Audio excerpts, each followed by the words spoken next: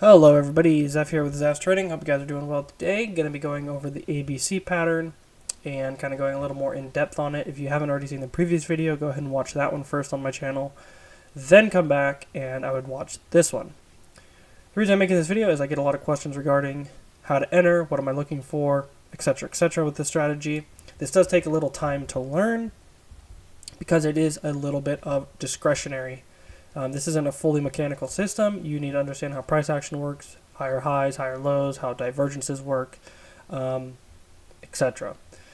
That being said, I'm going to kind of just go into a few examples here, hopefully highlight some clarity between this system and your questions. So the first thing here I have, as you can see, these blue lines that are being drawn. When we're going short here, just a brief summary of how a divergence works is when we have our oscillator on the bottom here, which is the fast stochastics, the 3.9, you have a high point and you have this low point here. So this high is our first one. This second one on the oscillator has made a lower high. It's lower than the previous high. But on price, we have a higher high.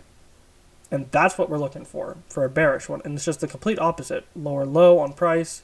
And then here's a low on the bottom of the oscillator. And this low was higher than this low. And so that's just a very brief summary of divergences. If you need more information, more visuals, there's a bunch of videos on YouTube. There's a bunch of strategies I'm sure you can find on Google as well. So, basic understanding. And then for the ABC, you're looking for a very clear visual to like a pullback, and you really want to look at it from a most recent high or swing low, and that's where you're counting. So this right here is our wave A, and then it goes to B, and then the C wave, which where the red arrow is finished. And then that's when we would enter our position one tick underneath this bearish pink signal bar, and our stop goes above it. This is just highlighted for 2R here. Now, determining on your risk to reward ratio, that is up to you. You can use the ATR. There's tons of money management strategies out there. I'm not going to particularly go into that today. I just recommend going for 1R minimum all the way up to 3R or 2R with this strategy. So this is a first example, as you can clearly see, A, B, C.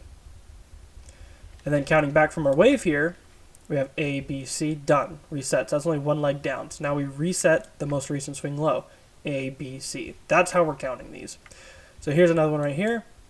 As we go down and we're looking at the oscillator, A, B, C, decent signal bar, little congested. So now it's discretionary. You're like, okay, well, I don't necessarily want to take this trade. Why? Because I don't have a oscillator giving me a signal as well. I only have an ABC. So then I reset the count from the most recent high. A, B, C, not the best signal bar, but not half bad. Price is now on the oscillator giving us a signal, and we have another two-legged correction back down. So there's another one. And then you have an A, B, C here, most recent swing high. There's a hoagie here. This one is tempting to take. It does work out for you, but you also have the oscillator making 1, 2, and 3 marks higher. So that's not a half bad one. I'd probably skip that personally, because it still looks a little too bearish to me and a little too congested. As you can see with the difference here with this, as I'm highlighting here, you can see how sideways this is, and you can see how clear the structure is with this particular setup. So this is where it becomes discretionary, and this is really the setups you should be looking for, not so much of these ones here.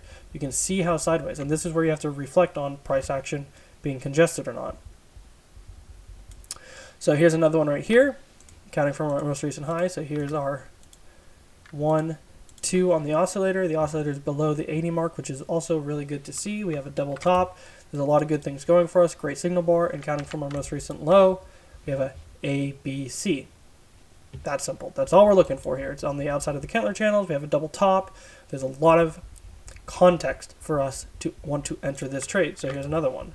Let's go 2 times our risk. It takes a little bit to play out, around 8 minutes, but then there it is. And then here we go again, counting from our most recent high where the blue line is, A, B, C. Goes higher, bad signal bar, not anything we're looking for, bouncing off the previous day's low, that's fine. And then we just see a little congestion here, and there's ABCs all within it, but nothing here that we want to see. We want to see clear visual 2 legs, and that's what we're looking for. And then as the market goes on, it gets a little congested here.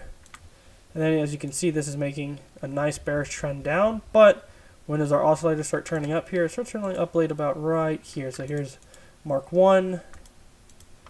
Here's it turns up twice, 3 times. And you do have ABC reset count, ABC reset count, ABC bad signal bar. Not really what we're looking for. But as we're watching price, we can maybe get something to understand where the market might go in the future. And sure enough, it goes. Here's another one. ABC up, pretty bearish signal bar here, but what are we looking at for the price action? We have multiple green bars closing all the way on their highs, almost no stem.